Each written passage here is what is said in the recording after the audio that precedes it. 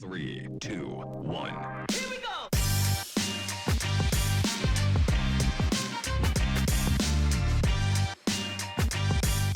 Welcome to the Remote Photography Podcast. In this episode, I speak to UK photographer Rikki Singh about how remote photography has opened up a new creative world for him. Enjoy the podcast.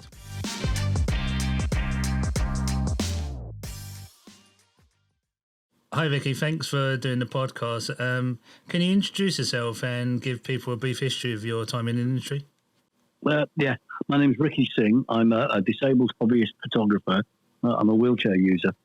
I started doing photography about 18 months ago when I enrolled on a couple of introduction to photography courses.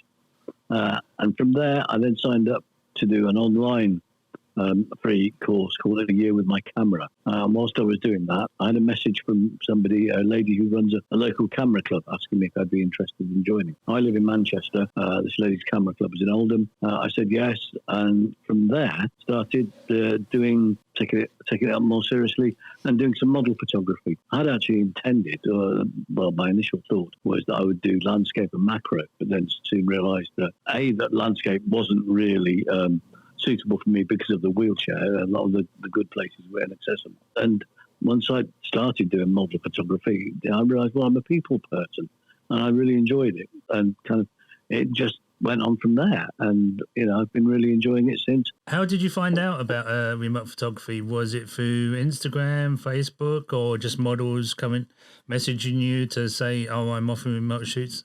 No, I think I saw something on Natasha's, it was either Facebook or Instagram, or her website, and just got in contact with her from there, and then found out about other models just via Facebook, Instagram, and word of mouth. Well, definitely, Natasha seems to be, especially for the UK photographers, one that got on board straight away and helped a lot of people understand what remote photography was. Yes, she certainly did. She was great. I mean, she's an experienced photographer and photography tutor herself anyway. And I think I'm right in saying that she started remote photography certainly in the UK. When I was in contact with her, she said as far as she knew that there was nobody else had done it before her. She was definitely one of the first. Yeah. Okay, so you've done over 50 remote shoots now. Who are some of the models that you've worked with? A massive long list, actually, to be honest, John. It all started off back in April of 2020. And Natasha J. Bella was the first one. I did about 5 shoots in a month with her. So after Natasha, I've worked with, amongst others, Vampire Princess, Lucy Art Model, Kate Laura, a Poppy Seed Dancer, Zoe Morgan, a lot actually. Done about 15 shoots with Zoe, Helen Wykes, Stephanie Dubois, Ivory Flame, Joy Drakey, and Mishka Scott, just to name a few. I mean, they're all female models that I've mentioned, but I have also shot with one male model, and that's Graham Curry, who himself is also an experienced photographer and photography tutor. Well, it's good to see that there's male models and photographers getting into the remote shooting as well, rather than it just all being female models. Yeah, absolutely. Like I said, it should be. I mean, the industry's open to everybody. Yeah. And so why shouldn't remote photography be open to everybody? Exactly. And more. I'd like to see more male models and female photographers, to be honest with you. Yeah, it's definitely an area for both male models and photographers to look into. So with all the shoots you've done, who are the models that you haven't shot with yet?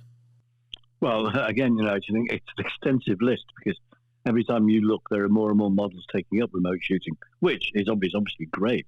It does make it harder. And there's a growing list. For instance, just a few names: Carla Monaco, Nicole Rayner, Angel Black, Cheryl Elizabeth, Artemis Fauna, Sinopa Rin. And also, I haven't yet worked with many models, any models actually, to be honest, in America or Canada, and some of the other European ones that I'd really want to work with. I would actually like to shoot with some of the American models, Sam Mathias, Dakota Lee, Alexa Michelle. There's quite a few that I haven't yet shot with any American models. You just recently did an event last weekend, wasn't it, with Ivory, Zoe and Mishka, wasn't it? Yes, I did. They're a majestic event. Yeah, because I'm looking at your Instagram and I can see some of the pictures already up. How did you find doing an event remotely rather than in person? Did you find it Oh, it's just like 3 separate remote shoots, or did it feel like you were doing an event but online? No, it did feel like an event because they set up a meeting on the Friday in a Facebook group, and then had a kind of a virtual meeting on the Friday with all the photographers and the models to explain the styling. So it very much did feel like an event rather than 3 separate shoots. Okay. And then there's a Facebook group still going now where we're posting our images. Have you found that the Facebook remote groups has made it easier for you to find models and obviously showed the results from your remote shoots? Or did you find it was more like I think you said you found it from just finding Natasha was doing it because she mentioned something on Facebook? How do you approach a model to do a shoot, say? Oh, I think the remote groups that have been set up on Facebook are fantastic things, definitely very useful. I mean, you do find a lot of photographers and models are in every group, but then you do get some as well that just will stick to 1 or 2 groups.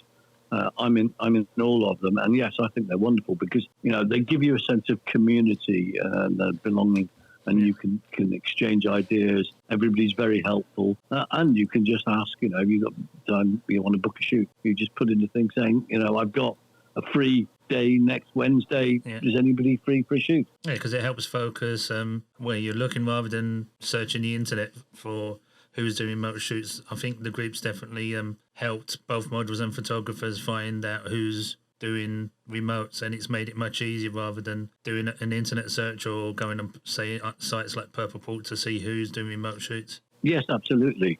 And as I said, it gives you a sense of community, and everybody in all the groups is very helpful and very friendly. From a photographer's standpoint, if you see the models set up, say the camera, the lighting, does that come into play when you're thinking about shooting with a model, or is it more you want to shoot with a model and the kit doesn't really matter? The kit is the least important for me. It's the model and the style of shoot that I want to do that determines it, really. So far, well, I'm guessing because you worked with so many models, you would have worked with different camera systems like Canon, which I presume a lot of models have. So having done a lot of shoots, I'm guessing you've been exposed to a lot of software that with different camera systems. How do you find it? Is it easy just to go from one to another, or does it take a little bit of while just to get used to what one software does compared to the other? It does take a bit of time, but to be honest, it's not that difficult. Yes, I've worked with the Canon system, I've worked with Fuji, Sony, and different models have different tethering software.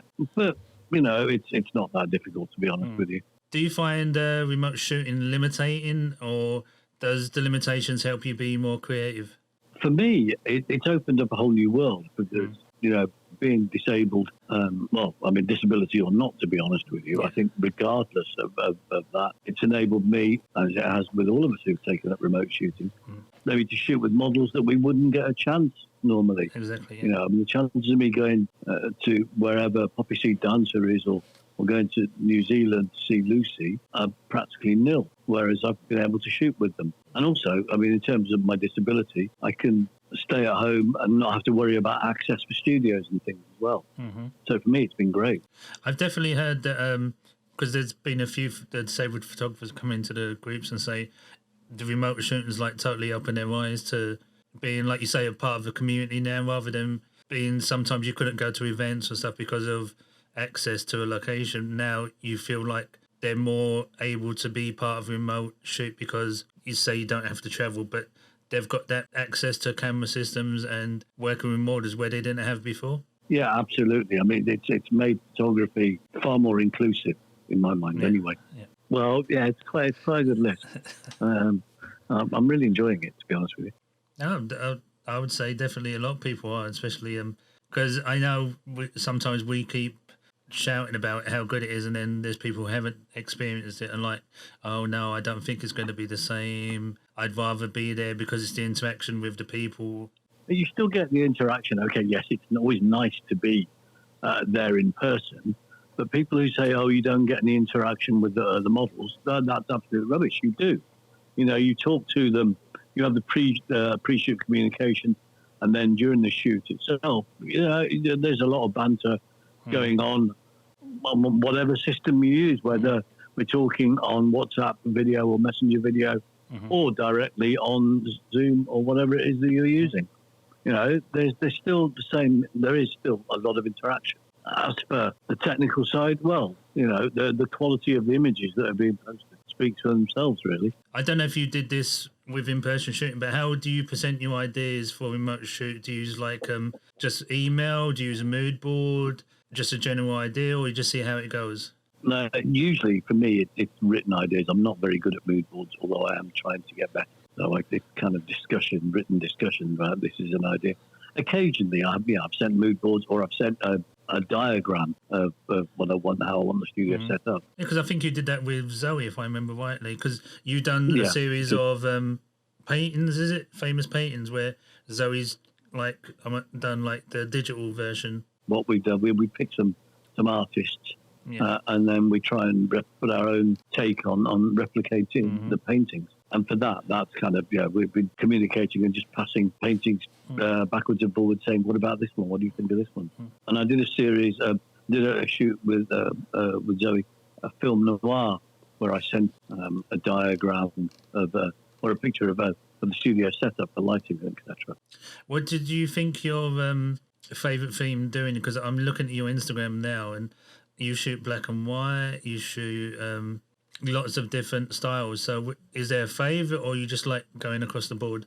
No, I like going across the board. I mean, you know, I really enjoy the bodyscapes. The painting series I'm doing with Zoe, I'm really, really enjoying. What we've done with that is that we picked some artists whose work we like, and then we thought, well, what we'll do is we'll try and replicate them and put our own take on them. And they seem to be going down very well, actually. And I'm really enjoying that. Yeah, it's definitely a different take on how to do remote shoots. It's like, because like me personally, I'll send a mood board over depending on what the model does. But definitely you and Zoe seem to be like a good team, because you seem to have worked with her a lot, haven't you? Yes, I have. I think I've done about 15, 16 shoots with her now, something like that. So there's like a shorthand now when you shoot with her. Yeah, I mean, we kind of feed off each other's ideas, you know, and we talk quite often. You know, we've become quite good friends. So how do you go about booking a remote shoot?